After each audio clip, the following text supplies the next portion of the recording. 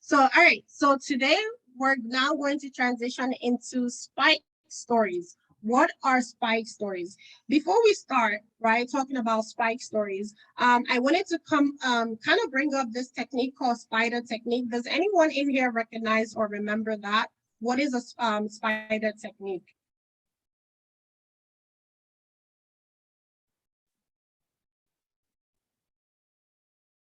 Anyone? That let's say, okay, we're going to gather more information about. And how do we go about gathering more information? Is the spider technique, which stands for spike path interface, data, and roles. So a spider technique is the technique we use for spike story to get answer for spike stories. All righty. Thank you, thank you, thank you. Any other feedback?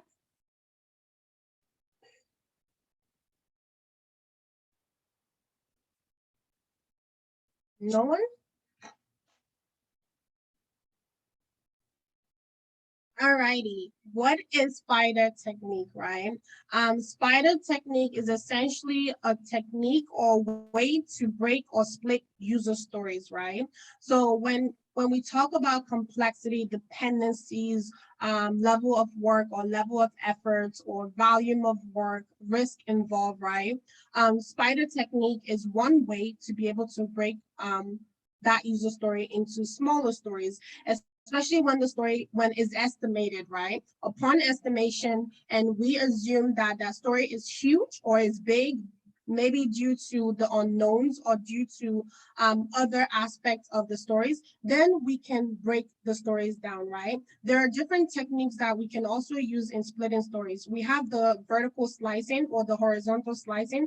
Horizontal slicing is more of waterfall and vertical slicing is more of agile, right? That's also another technique to be able to split a story. Spider technique is also another one popular way of splitting a user story, right? S stands for spike, which is what we're going to talk about today. And then P stands for path, I stands for interface, D stands for data, R stands for rules, right? And I'm going to give a little bit high level understanding of what they are, right? Spike, which we're going to talk about, so I'm going to skip that real quick. P means pathways. When we're looking at user story, right, it's important to identify what are the pathways to be able to deliver this increments or deliver the story. So say, for example, as an online customer, I want to be able to make payments online, right?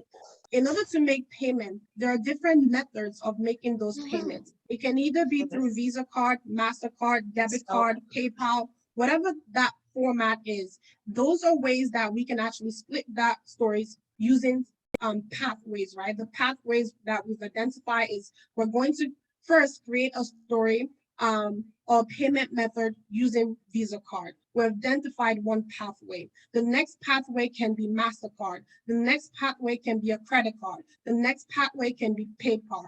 That's how we identify the pathways when it comes to splitting a user story, right? You can also use that when it comes to, can someone type in the chat what is type? You can go back and watch the video so that way you can understand it better. Also, I stands for interface, right? Um, and also my co-facilitator, Humphrey, where are you? Maybe he can also put what it means on the chat.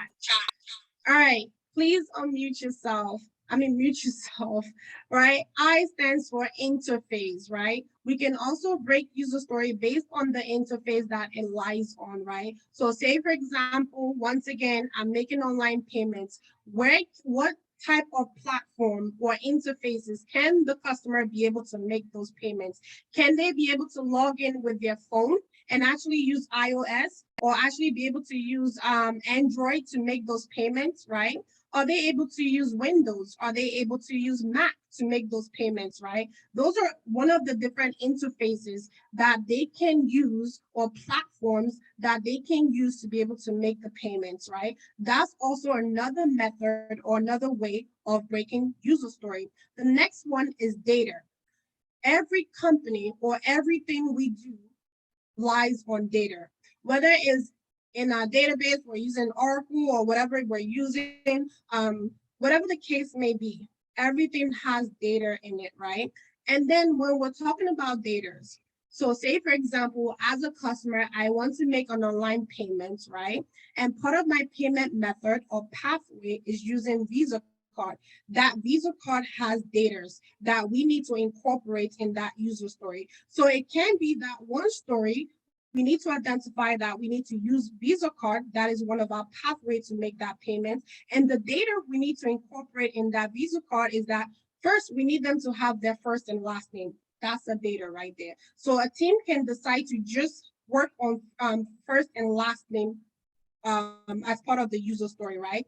Estimate that and work on that. The other data they need to capture may be that customer needs the ability to input their Visa number. They also need to put that their CVS or CSV, whatever that thing is, right? They also need to put that expiration date, right?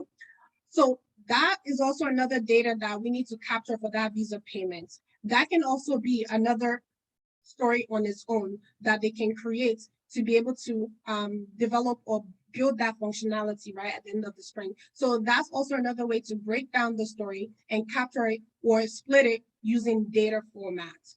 The next one is rules. Every business have rules, right? Whether it's policies, whether it's guidelines, whether it's compliance freezing, every business have rules, right? So say for example, even when you think about online, when you make purchases, right? And it tells you that you can only pay for certain amounts, or if you pay more than, or if you're purchasing something that is more than 50, it will decline, right? That's business rule right there, that they do not want customer to either buy, they have a limit of what a customer can buy, right? Or they have a limit of how much the customer can pay or how much that they can use within that platform, right? Those are rules that the business have outlined or identified. That's also another way to create a story and to be able to deliver a functionality at the end of the sprint based on those business rules. Hope that makes sense. So that's where Spider techniques comes in place. And that's also another aspect to help guide and coach your team on splitting user stories.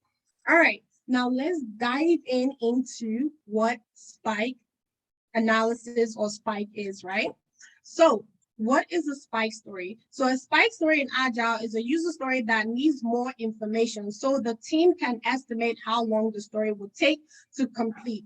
Agile teams typically have a set amount of time outlined for spike stories, which is why spike stories are often referred as a time-boxed investigation. So technically, a spike story is a way or a story that is created for the team to go ahead and do analysis, do investigation, right? So say, for example, I think Chanel even tapped a little bit in this with the example she gave, right? If I can remember the example. So say, for example, we're looking at a user story. Maybe let's go back to online payments, right? And the online payment says that they want the ability for customers to be able to make payments using Square app. Maybe that's something that is new to the team or to the organization itself, right? They don't know what Square app is all about. They don't know if there's any legal consequences or if there's any legality involved, or if they even have the tools to be able to incorporate Square app with them, right? Do they need to purchase the license? Do they need any infrastructural developments, right? Do they have the right resources and skills to be able to do the work? So they don't know nothing about that, right? Hence, they cannot actually work on that story. And if they decide to pull that story into the sprint, it's going to cause a lot of blockers, dependencies, and impediments during that sprint. And thereafter, they will probably not be able to complete that story at the end of the sprints, right? So this is where spike analysis comes in place, right? Where rather than committing to that story, we're going to put that story and leave it where it is in the backlog, and therefore create a spike story that story would be to do a research on the story that is currently in the backlog, because we do not have information about that story. There is so much uncertainty. There is so much unknown. We don't know what it takes to deliver that work, right? So therefore, we're going to create a spike story to go about doing researches. And throughout that research, right, a developer would either be assigned to that story, right? And they would do research throughout the sprint to be able to gather information. Sometimes they might even have documentation about that particular research that they've done. They might also have designs that they've created, right? They might also have prototypes that they have created based on solutions for that particular stories, right? Oftentimes, I also encourage the team to not work on solution when it comes to the spike stories, right? Because sometimes you see organization or teams, they will have a spike stories where it would include doing the research and implementation as well, right? So it's important when that happens, it really kind of buffers the line. So it's important to understand that if we have a spike story, let it be for the purpose of the spike story, right? Let's focus on doing research, gathering all the information and knowledge that we can get, create the documentation necessarily, attach those documentation and those prototypes and those designs and markups that we have created for that particular solution to that stories that still remain in the backlog, right? Attach those information in that particular spike story. Therefore, when we go into our next backlog refinement meeting, right, we can then be able to provide those knowledge, right, to the product owner or to the team in general and say, these are my findings, right? And this is what I think we can do to be able to incorporate or be able to now begin working on that story, right? So during that refinement meeting, we talk about those solutions, we incorporate those solutions that we've gathered into that story that was pending in the backlog, right? Then upon the solutions that we've gathered and we've refined that stories, right? Because now we need to add more acceptance criteria or necessary acceptance criteria. We might need to update the words of that user story, right? Once we do that, we've refined that story, we've gathered all the information necessary. We know that we have what it takes to be able to deliver that work based on the outcome of the result we've gotten from the spikes analysis that we did right in the previous sprint. Now we can go about estimating that story. Once we estimate that story, now we can then proceed in committing to it in the next sprint, right? Then we can have something delivered for the next sprint. That's essentially how a spike story works, right? Any questions so far? All right, so moving forward, kind of talks about what are spike stories in Agile, right? A spike story, once again, is a user story for which the team cannot estimate the effort needed. In such a case, right, so they have a story, they cannot estimate the effort because they don't know that story. They don't know what it takes to be able to accomplish that. Maybe because it's a new requirement, it's a new priority, it's a new product or new system that they're working with, right? Or new database that they're working with. So therefore, they will now create a time box story, call it a spike story, whereas the developer will now do the research and exploration needed to now be able to bring back those results and talk within their team to now be able to commit to the story in the next sprint. So that's essentially how Spike works in an agile team, right? When to use spike stories or spikes. So the spike must be identified only after the product backlog refinement meeting, meaning we have to have a refinement meeting before we can actually start creating spike stories, right? Because you need to go through that particular needs or asks of the team, right? We need to go through that particular user story or requirements. Then we can identify that, yes, this story actually needs to be spiked, right? So if besides refining,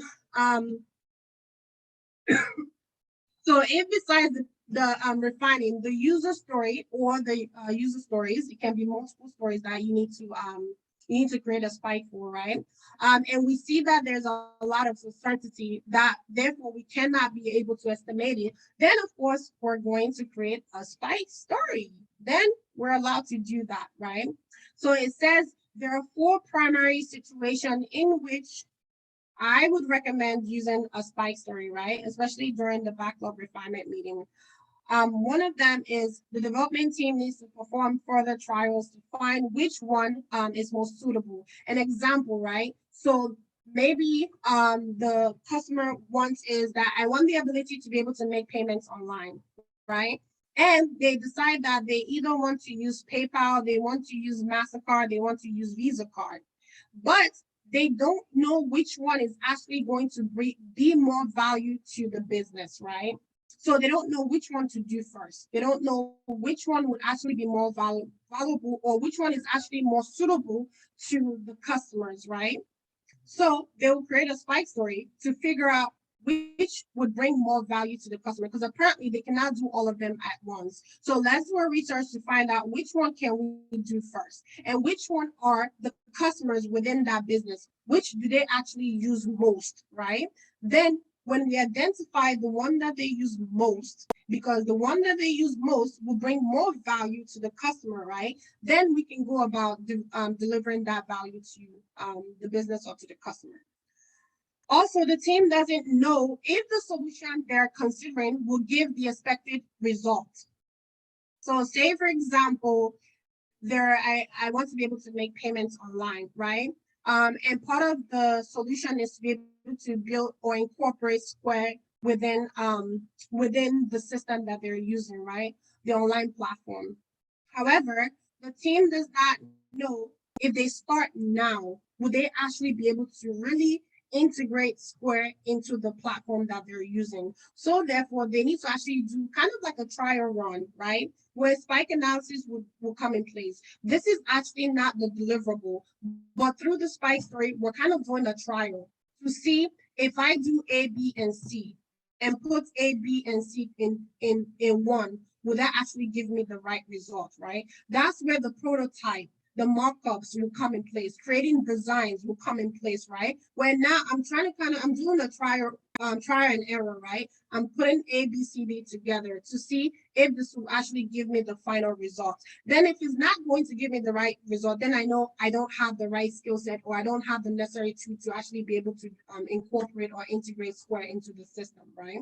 So that's also another way or when to use spike story. The team has no idea or how to approach the problem. You have developers. Developers are human beings, right? They're not know-it-all, right? They might not know everything. They might not have the right skill set to do everything, right? So this is where a spike story can be useful. Whereas they now need to either meet with other teams, right? So say, for example, is a system thing, and they are not knowledgeable with that system, right? They can coordinate with the other team, an SME or someone in the other team that's actually using the system, to be able to do that knowledge transfer to them.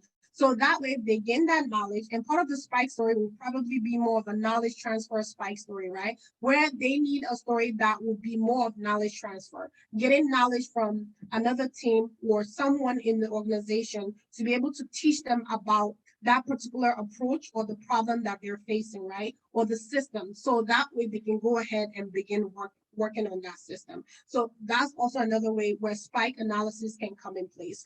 The team needs to do some initial work to be able to estimate the user story or the user stories, right?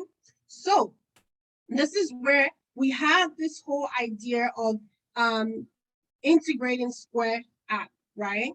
But we don't know all of the capabilities that is involved when it comes to building Square app, right? So we will decide to do investigation or a trial run one at a time, right? So let's pick a smaller portion of it. Maybe is finding out if we have access or liability or license to be able to use Square app, right? If is maybe looking up what is Square app. I probably don't know what Square app is. Let me do research on that, right? What are other developers who use the Square app? How do they go about coding Square app into the system, right? So those are another methods or ways that we can go about creating spike stories. All right, let's take an example. You know, I love examples. So imagine your team is working on a software that will make the roof of a car, of an old car, to be convertible. I love convertibles. During refinement session, they noticed that there are several options. One of the options is to change the roof with new technology, but this is not an option accepted by the car enthusiasts, meaning probably the car owners or the stakeholders. The other option is to implement an automatic portable roofs. Ooh, that sounds good. The third one is a hard top, which you remove it by yourself. I don't know if I want to do that, but that sounds cool. And the next one is to build the roof from a material like a glass that opens. It is not fully comfortable, but it opens. So looking at this, what do you think we would do?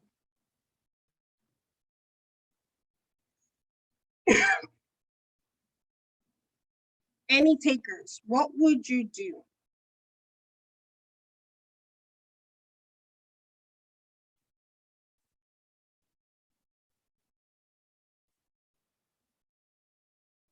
Where are my Agile Mindz people and my Scrum masters and my Agile coaches? Where are you guys?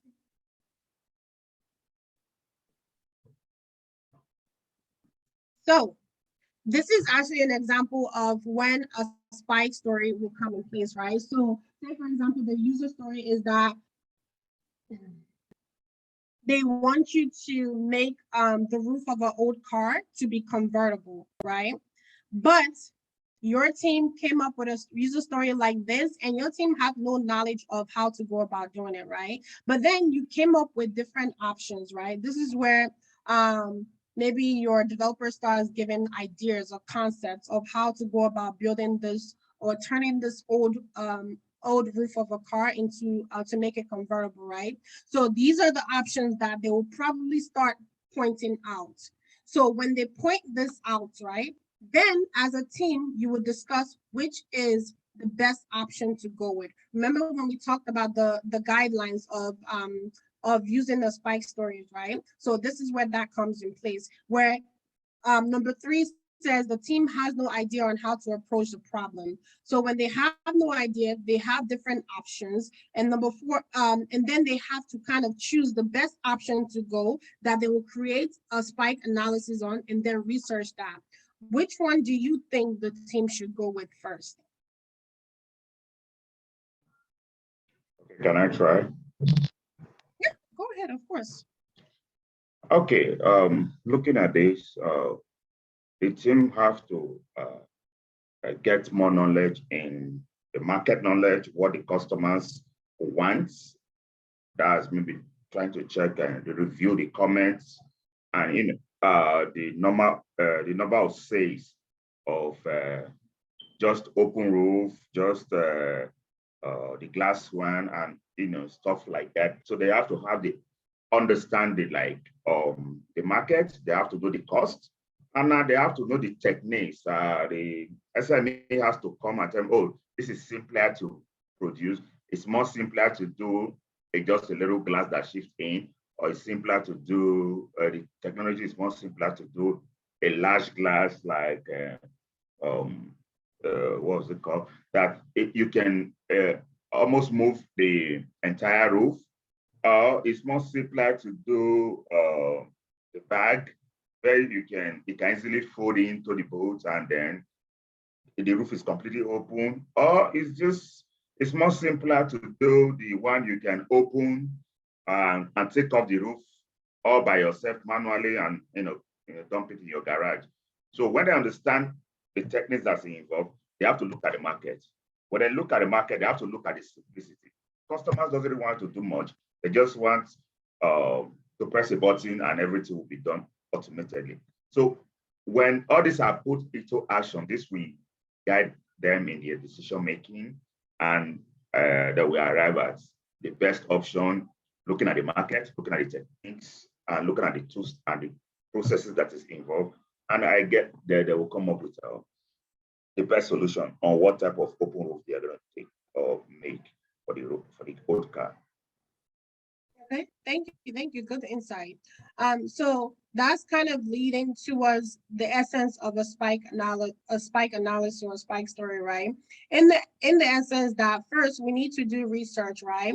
Through that research, we may get options. Those options are then what we will bring to the team, right? Either during a refinement meeting, we'll demonstrate all of the findings or the result that we've gotten, right, through the spike analysis that we've done, right? We present that to the team, and then the product owner will be there, right? Because the product owner is the representative of the stakeholders, right, or the business. And then they will be able to identify, out of this option, I think this might be something that will be close to what the business would want, right? Or what would actually bring more value to the business. So let's go ahead and implement or incorporate this result or the best result into the user story that we have at hand. Ade Bingbe, I'm sorry, I probably butchered your name. I'm sorry. Yes, I'm sorry to cut you short. I don't know if this is, I don't think I'm answering your question, but I wanted to ask before you proceed. In this kind of scenario, can we say the team should make a minimum viable product first to show the stakeholder how, like, the minimum thing they're going to get? Can they produce like an MVP first to see what the stakeholders might end up liking, or what can they do? I'm not answering your question. I'm just asking. I'm just chipping in to see if they could actually make an MVP in this kind of scenario. Okay. If you were to make an MVP in the scenario, what would that look like?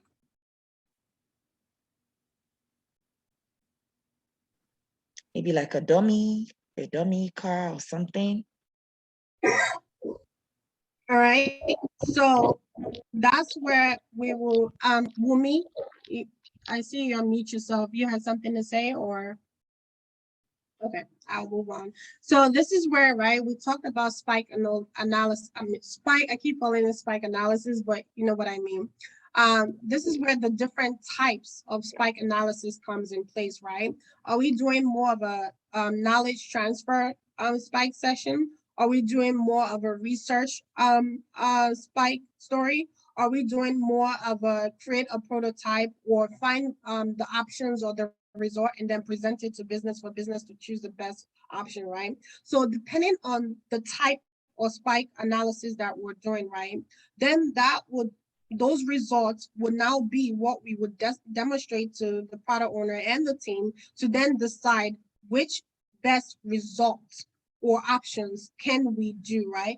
Based on the type of spike analysis that we committed to and the results of that spike analysis. I'm not sure if that answered your question, but did it? Yes, somewhat, yes. I think also just to kind of answer that question, the way you have it, right? Basically, she kind of, I believe she was trying to approach MVP like what you just stated, like a prototype, right? So to have that prototype, and that wouldn't be a spike. I don't think that could be considered a spike because you pretty much went through the whole process to produce that MVP. So at that point, it won't be a spike.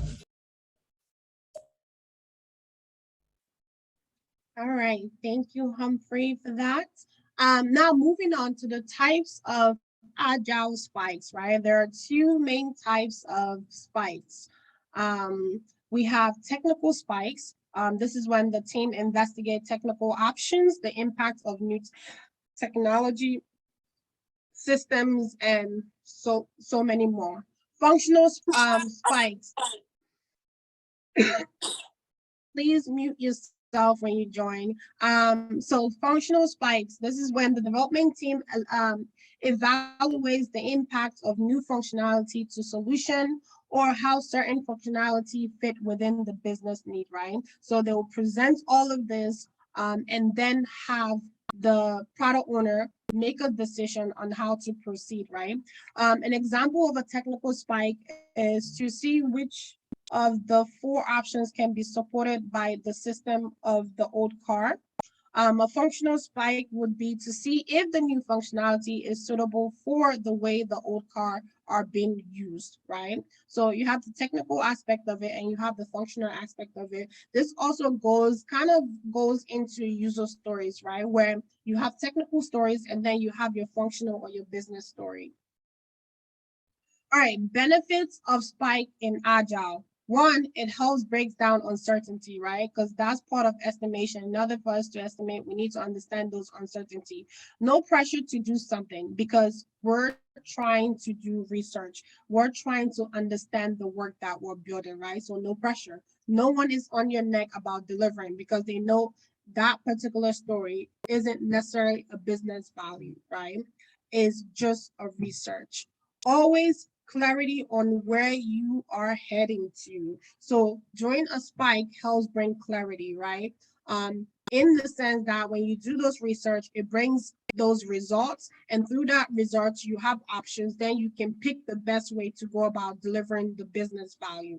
Avoid overestimating of stories due to uncertainty, right? When there are stories, instead of slapping 13 story points or whatever the case may be to that story, let's create a spike analysis. So that way we spike it, we do research, and through that research, we are more confident in the work that we're doing. Hence, we can actually give a relative estimation instead of overestimating, right? It also brings down on overwhelming the team, right? Close to reality, relative estimation, because if we split it based on the risk and uncertainty, right, then we're cutting down on a lot of things, which would then really give us as close as possible to the correct estimation that it should be for a particular functionality or a story, right? Yeah. So someone wanted to ask a question. All right, how not to use spike story? Go forever on issue, right? Sometimes you see spike story, they go from one sprint to the second sprint to the third sprint. That is not the purpose of a spike story, right? It should be time boxed, meaning it should have a stop to it, right? It shouldn't be a process of rolling and rolling and rolling. You should give enough time to have results. The idea of spike story isn't to actually build something. Let's take whatever we got, right, from the research that we've gotten to then decide the best solution to go by, right? Don't implement the story while doing spike, right? You don't want to commit to that same story in the same sprints that you have a spike analysis on, right? Or you don't want to have a story that you're spiking and implementing at the same time, right? It causes a lot of blockers and dependencies or impediments during that sprint. And you want to avoid that because in hindsight, that's probably going to become a rollover story, right? Sometimes the topic is unknown. Do more refinements, right? So that way we can find ways to either break the spike story down or break the stories down depending on the result that we've gotten. Don't have all of your sprints made of spikes.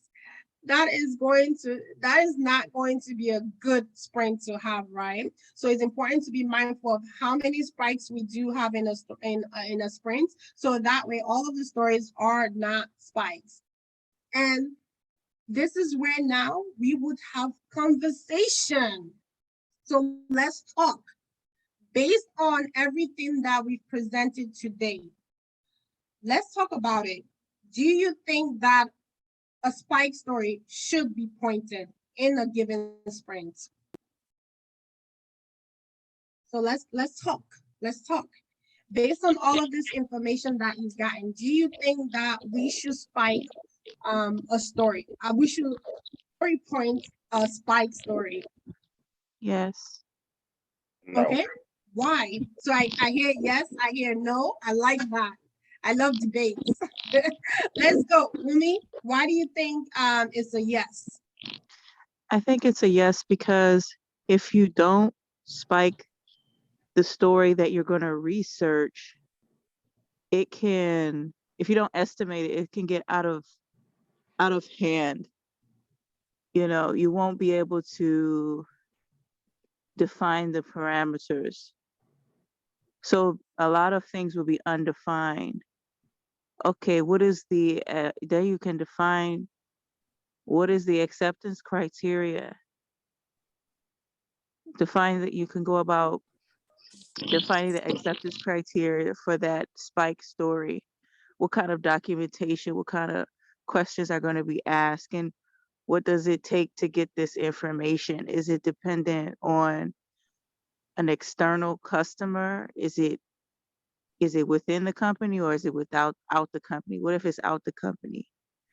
And then you have to wait, on them, or coordinate meetings and things of that nature. So that's why I think it should be estimated, because it could be dependent on other things getting that information.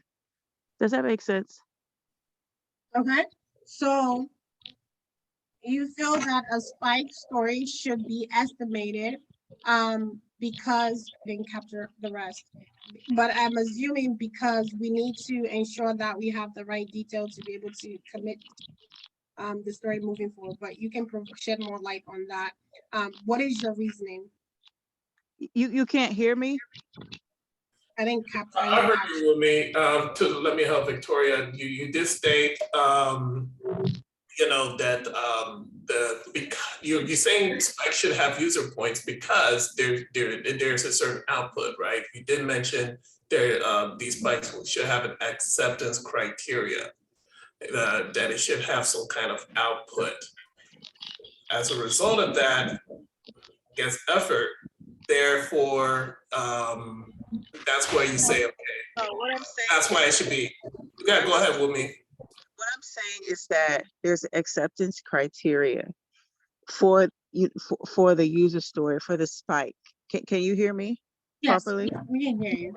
Okay, so when you define what that acceptance criteria for that spiked user story, which is research, it could be, for example, it could be dependent on an external team. You're trying to get this research for the user story, and it's from another team. It's outside of your organization, and you have to coordinate with them. You have to coordinate meetings. You have to coordinate, okay, when can they, when can they get to you? It's dependent on them. So that's why I say, well, that's one of the reasons why I go back to say that the spike story can be estimated, because there could be other components to gathering the research. Okay, so it sounds like because there are other components or requirements in order to gather the research, we should estimate the effort it would take to do so, especially when it comes to coordinating with other teams, whether it's gathering knowledge of the system or whatever it is that we're doing, right? We should be able to estimate the effort that would take to get it done. Yes, Does ma'am. that sound about right? Yes. Okay. All right, someone else said no. I don't know if it's Ahmed, was that you?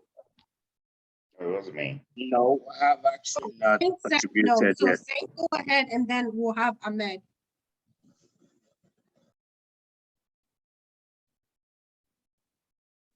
Saint, you want to go ahead? Yeah.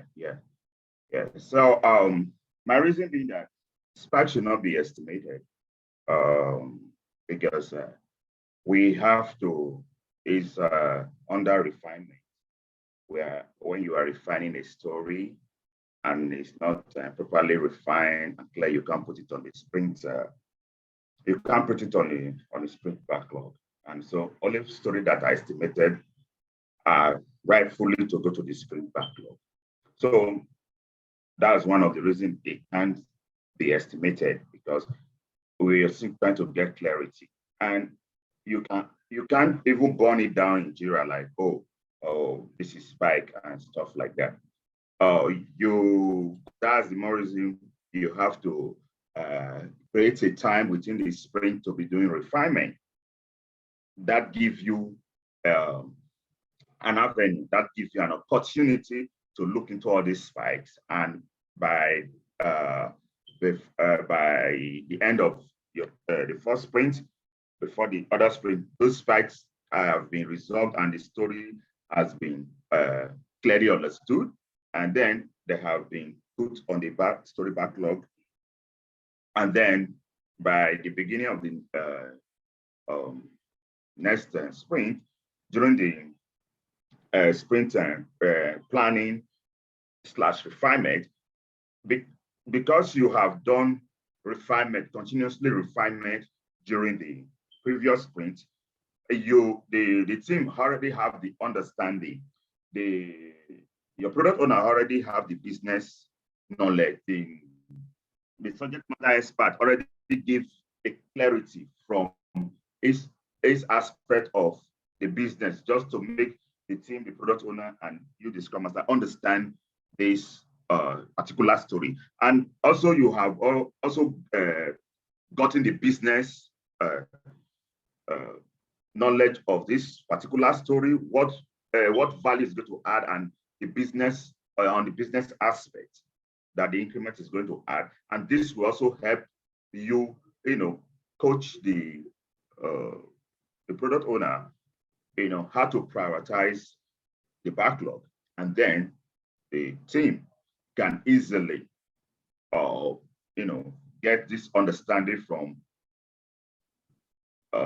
the product owner or the team lead or the tech lead from the development team, which in turn, then they can now pick that story and estimate on that story without overestimating, underestimating, and then be able to achieve the goal at the end of the sprint and produce a valuable increment.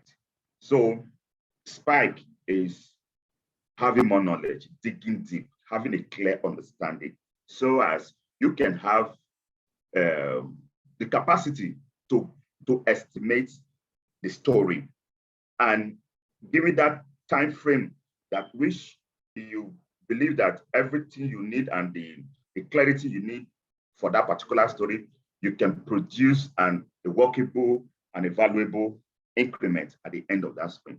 So having Spike as estimate, and then if it's estimated, that means it has to go into the sprint backlog. And then at the end of the day, it's just a knowledge for you to have and have an understanding of that story. And then how do you bond that in Jira? How does that have an increment at the end of the sprint? So that's my take. It cannot be estimated. It just has to be in the refinement, and during the refinement, that's the time you dig deep down, you do your research, and by the time you have a clear understanding, you put it on the backlog, and then during the sprint planning, they can estimate it and put it on the sprint backlog. Thank you. So it sounds like for the initial spike, you don't think it should be estimated, right? But Yes. is it that the efforts of the estimation of the effort, the effort they took in doing the spike should also be incorporated in the actual story that they'll be working on? Yes. Or the story should just be estimated on its own without incorporating the spike efforts? Which one is it? The spike, the effort should also be incorporated in the story, because after the spike, after the research has been done, that story might be very large, and then it might be splitted. So at first, if they don't have an understanding, take for instance, you want to create a payment page. You don't have an understanding that they have to have a policy that they have to, a pop-up has to come up to say, are you sure that you want to make this payment? Just for you to have a clarification. In other words, somebody can come and call that, oh, he didn't know when he just clicked the mouse and he made payment. I wasn't ready to pay. I just wanted to put these things in the cart, know how much it's going to cost, and plus tax, plus shipping, so that I can have an overview of what I'm going to pay in total. And this, if they don't know that, okay, there's a law that prompts you that you must be 18 and above to make a purchase, and they are supposed to ask you, are you 18 and above? And you're supposed to click yes.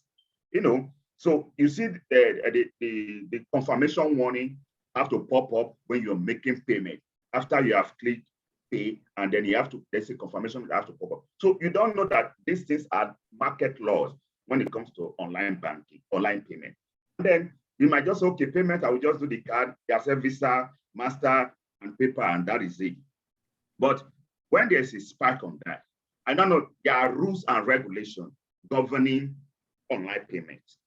And then online payments, there is going to be tasked based on the state where the payment is being initiated, not where the payment is, not where the product is, where the seller is going to be tasked, where the seller, the state where the seller is, not on the state where the buyer is, or the state where the buyer is, not the state where the seller is. So, and different state has different payment. So you have to have this understanding. And if you don't know this understanding, just say, oh, do online payment, and then for able to accept that, and then payment will be made, and the money be transferred into the account. So you just do the back-end connection to attach to a banking somewhere, and then the accept card, it deducts it and transfer to the bank.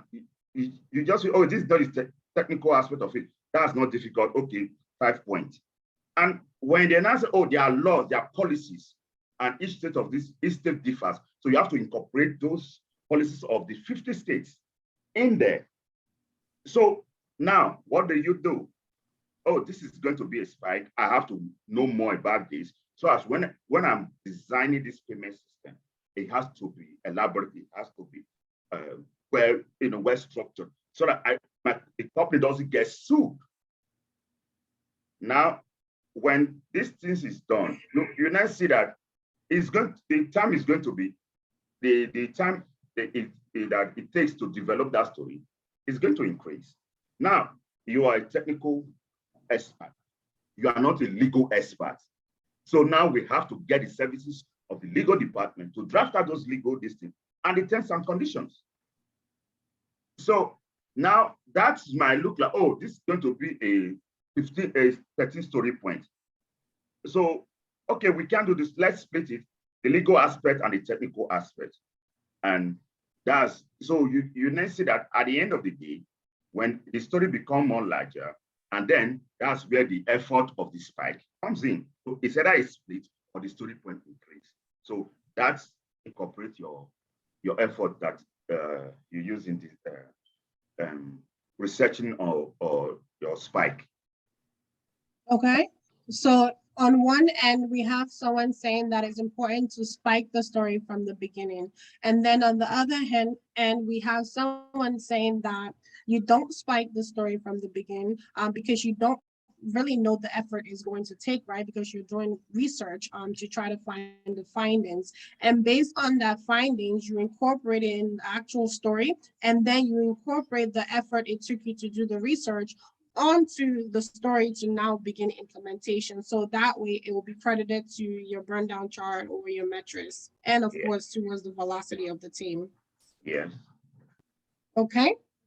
Any other input or aspect? Do you think a story point should be, I keep saying a story point, a spike should be estimated? Ahmed has his hand up for the longest time. Oh, Ahmed. Oh yeah, I'm so sorry, Ahmed, of course. Patience, Go ahead.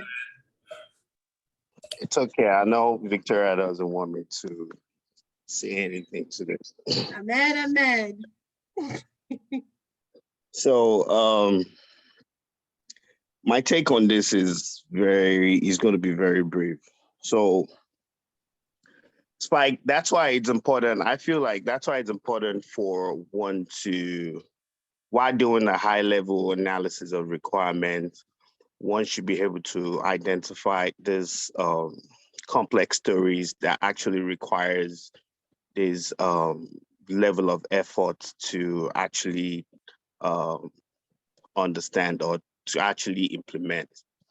So it depends on what time of our implementation, the question of spiking comes into play. However, I would say, because I've seen different teams address this question of spike differently.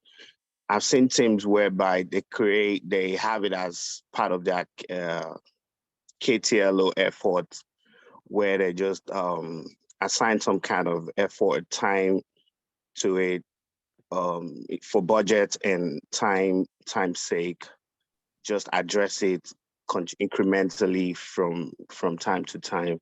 Address it a little bit this sprint. Next sprint, they address it a little bit some incrementally up until the time where they get to the final solution of that.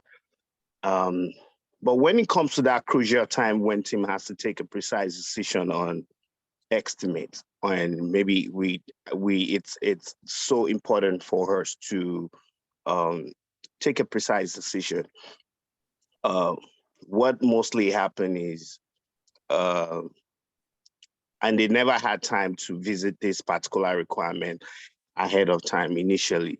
So what mostly happen is they go on and move forward to the next, important, what's it called, requirements, or next prioritized requirements, or they create some kind of they work with the little they know as far as the user story is concerned, and they inspect and adapt subsequently if it's a kind of requirement that could allow that would allow them. So I have a case at hand at the moment. So we all know how busy transactions get during December, the holiday periods and all that. So my organization is trying to see how they could balance transaction loads around that time, and they don't have enough resources in terms of capacity, in terms of even the required server to balance these loads and all of that. So this is still going to be a couple of months to come. This particular requirement is still going to be some couple of months to come. But they're looking at their TAD, which is the architecture base, and they're looking at the servers they would use. They will use the backups, the data miners, and all of that. And they're analyzing ahead of time to see how they could mitigate the risk of losing business opportunity around that time. So they're not expending a whole lot of time getting this done. But just like I said, just for budget and time's sake, which is the most reasons why the question of estimation comes on the table, conversation comes on the table. Teams have been able to leverage the use of KTLO, keeping the light on approach to balance this particular, to set out some little time during their refinement to, chip in and come up, revisit whatever requirements they're having conversation on from time to time. And otherwise, if decision has to be made, just like I said, we had to work with some kind of prototype that we have. If we have something in existence, if it's an enhancement that we're working on, if it's a new product entirely, we just have to work with the little discovery that we have, going by even from customers' perspective, or whichever way that we want to go by that and inspect and adapt over the period of time. My 2 cents on that. Okay, cool. Thank you. Any other perspective on that? So it sounds like in your organization, there's kind of a way that they do that, their spike in increments, right? And they put it in, I think you said the LOE or something like that. I'm sorry, I don't. KTLO, keeping the light KTLO, on effort for budget and time, sake. Nice, cool. So I'm sorry, so basically spikes have a value. They're given a value, according to Ahmed, right? I think that's what I heard. Okay, yeah. So you have to account for every time you expend on each effort you have. So in order to answer for that, you have to, create a room for it, and that's why they just using it as using the KTLO time for it, just to be able to account for that time you guys spent on it. Thanks, Ahmed. Go ahead, Sheila. You're recognized. Okay, in theory, story points should never be equated to time. In reality, management always equates them to time. Sorry, So laughing. in theory, you shouldn't have to assign any story points to design spikes. In reality, if you don't, management is going to say you have additional unused capacity because they're not going to recognize that you're using capacity to do that design spike. Yep. So if you don't give them story points, you're going to have trouble getting them done without people having to work crazy hours. And management's not going to understand why there's an issue. At least that's my experience. Well, can I say something to that, Sheila? So personally, I used to be that type of person that feels, I tell people there's no point trying to plan a complex problem perfectly. You can never get to a perfect solution. So you could only get something close to it. We don't have equal effort. We don't have, these complexities varies from one another. So it's the expectation, and all these things that we're talking about are, you have to look from the standpoint of managing expectation, which is this big guys here. They don't want to hear anything. I agree with you completely. In theory, time should not equate, estimation. I completely agree with you. That's theory, but unfortunately, what we have in the Bible is not what people. And I'm sorry, this is not disrespect to the Christian folks or even the religion folks here. What we have in the Bible is not what people are living by. I mean, there's some sort of disconnect here, and I mean, we have to just put up with the reality and continue to stay on that hedge where you continue coaching, mentoring, and letting them know the disadvantages and that are attached to this kind of anti-patterns and stuff up until the time where they'll be willing and to hear and all that. Thank you. Well, what I'm talking about is the reality of the way management operates in the organizations I've been in. And what happens if you don't put story points onto design spikes? They think there's additional capacity. They come down on the team and wind up wanting to hold meetings to find out, why aren't you accomplishing more when you actually are? They don't bother to ask anybody first. And then it creates morale issues for the whole team. So if you're in the role of a Scrum Master or a product owner and you have input into what they're doing, then it's in everybody's best interest for the morale and stability of the team to do capacity, to do story points for capacity planning purposes so that management doesn't become an impediment. That's my position based on my experience.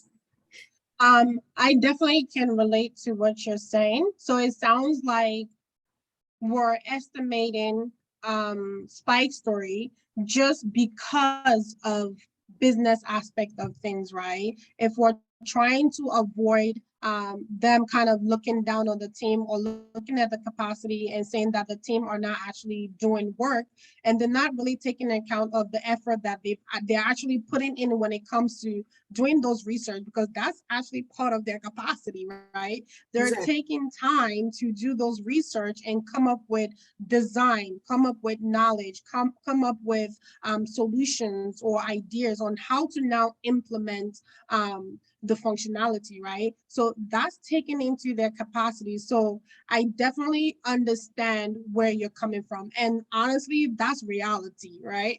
That's reality when it comes to working as a Scrum Master.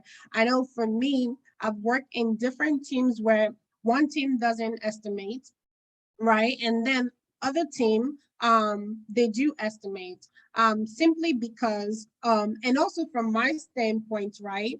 I always encourage my team to actually to point their spike stories, simply because not necessarily when it comes to the implementation of it, right? And not necessarily saying that is going to bring business value at the end of the sprint, but the result of that research that they're going to do is actually what's going to deliver value, right, for the functionality that we're going to build. So in hindsight, that's actually building up the value that we're going to deliver, right? It's kind of how when you have your enablers and then you have your features, right? So spike stories are kind of like the capabilities and enablers to be able to allow us to actually deliver that functionality. So that's kind of how I look at it, and like I like to present it in such manner, hence why it needs to be estimated, right? And then the other aspect of it is these are time and effort that you're putting into work, right?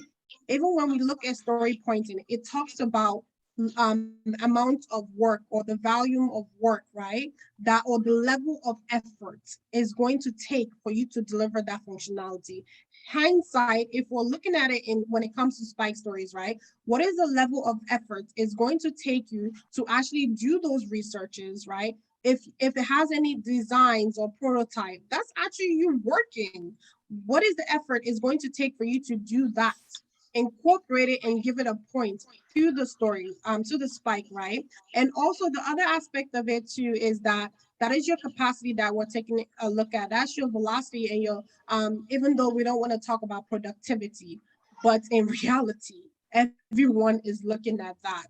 And oftentimes developers are measured based on that, right? Based on their performance, on how they produce, or how many story points they're able to deliver incrementally or at the end of the sprint or over time, right? Hence why I always encourage them, spike, point that spike. So that way that effort is shown. And then we can make sure that they're able to see that as you are doing work and not really under, because they like to say you're not actually taking up what you're supposed to be taking, right? Without considering the research that you're doing. So from my standpoint, those are kind of the three ways that I look at it. And I try to coach within those three ways why my team should go ahead and estimate their spike story. So Well, that's my standpoint. if you're estimating it based on that, you also need to point out the business value that you're adding by doing a proper spike and not just throwing darts at a wall blindfolded and hoping that you picked the right solution, that you're doing it consciously and you're doing the thing that will add the most business value and create the least technical debt. Correct. And all of that takes efforts. Takes effort, it takes time, even though we like to say that we don't want to look at time when it comes to velocity or all of that, but in hindsight, that also matters, right? Because we need to know what it takes to be able to deliver that work. All right, any other feedback? I have a follow-up question. Victoria, I'm sorry, Sheila, go ahead. So how do you, at the initial stage, quantify the business value? So when we're talking about spike, right? Yes. When you said you do encourage your teams to estimate spike stories, and so the question I'm asking is why they estimated. What is the essence of that estimation? I mean, and how do you quantify, associated business value to those spike stories? I mean, spike improvements. And my question to that would be, are every stories you have in the sprints business value? No. Exactly. So every stories that the team work on in the sprint does not have to bring business value, right? But at the same time, we estimate them.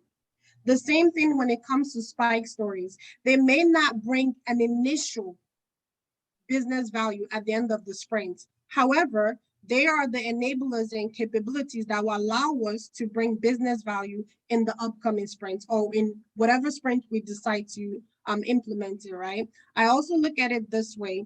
I would rather take time to do necessary research to build quality code than to commit to something and actually produce garbage or something that will need rework at the end, which Shayla talked about, like tech debts, right? or Yeah. you start having bugs, or you start having defects, just because you did not do proper analysis of that work to find out the best way to be able to do that. And also another way to look at it too, right? Estimation is a forecast, is not an Yep. absolute point. Hindsight, when it comes to estimating those story points, I mean those spikes, right, is the same viewpoint too. When we give it a point, is not also saying is an exact point to that. It's also kind of relatively, we're saying this is the point that we think, or the level of effort that we think is going to take us to do this research and then bring the solution forth, right? For us to begin implementation. So that same concept is what I like to use. And oftentimes too, I've worked in teams where they kind of have a guideline, right? Whereas if some team, they'll say whenever a story is a spike, we'll just give it a 3-story point, or we just give it a 5-story points. So some teams also have that process they follow, right? If it's a spike analysis that maybe just involve KT sessions, right? Or maybe involve, oh, how can we incorporate A and B together? We're just gonna give that a 3-story point, because it doesn't seem like that's something that requires a lot of effort to put in when it comes to doing the research. But now when it comes to something that's more of finding how to build a new functionality, right? Or finding out how to use a system in order to build a functionality, we're going to give that a 5-story points. So oftentimes, team also come up with those rules, and then those rules are the standards that we're going to follow moving forward when it comes to estimating spike stories. That sounds like a very perfect way to manage expectation. Thank you. So Victoria, you basically sound like, right? You sound like the even though you have both, right? Some teams decide to use story points, others don't. Isn't it preferred then to use story points, because you have to allocate some value? And if so, how do you coach teams that don't estimate value for spikes to start using that? So I think I even mentioned prior, right? I try to highlight those 3 points that I mentioned. I said 3, but I'm putting on 4. Wow. I try to highlight those 3 points that I mentioned previously, right? You kind of talk, it's all about having conversations with them, right? Have that conversation with them, highlight your viewpoints. Remember, as a Scrum Master, you're not enforcing, right? You can coach, you can advise. It's up for the team collectively to join with what they want to do, right? Even with the whole 3 points or 5 points, that's a conversation as a team, not me managing their processes or setting a standard for them, right? We have that conversation and they come up with their standards on what they want to do. We want to use 3 points for this. We want to use 5 points for this. Remember, as a development team, they're the one who understand the levels or the layers of analysis that needs to be done, right? So if they say if something that is just more KT session or more integrating something, we're going to give it 3 points, because they understand what it means to build that type of functionality, right? And then if something that may be new functionality we need to do a research on, we'll give it a 5-story points. They understand that, they set that guidelines, and we follow through with it. So my job is to coach, give my input and advice, right, on the standards or what I think would be helpful, right? And also remember, as a Scrum Master, you're there to influence, right? So you do your influential, whatever it is that you want to do, and then you let them make the decision. You show them what it could be, the results it can bring, right? And the impact it could have. And then they come up with a decision that they want to follow. And as a team, you guys agree with that decision and follow through with it. If they decide they don't want to go with estimating, that's their job to decide that. And as a Scrum Master, it's your job to be agile, right? And to follow through. But at the same time, it doesn't stop you from continuously improving or continuously giving your inputs, right? I might do it today. They don't agree with it. Maybe something might happen 2 weeks from now that will require them to say, oh wait, Victoria said that, we might want to reconsider that, right? So you can always bring it back again and say, hey guys, I know we've talked about this prior, but I just want us to revisit it real quick, right? Or because ABCD happened this spring. So I thought maybe it would be great for me to bring this back so we can revisit this discussion again and see what you guys think and what we can do if we need to inspect and adapt our current process. Does that make sense? Makes sense to me. All right, any other inputs on spiking stories? All right, I know we are out of time, but before we end today's session, just to get inputs on how do you guys feel about today's session? What do you take out of this?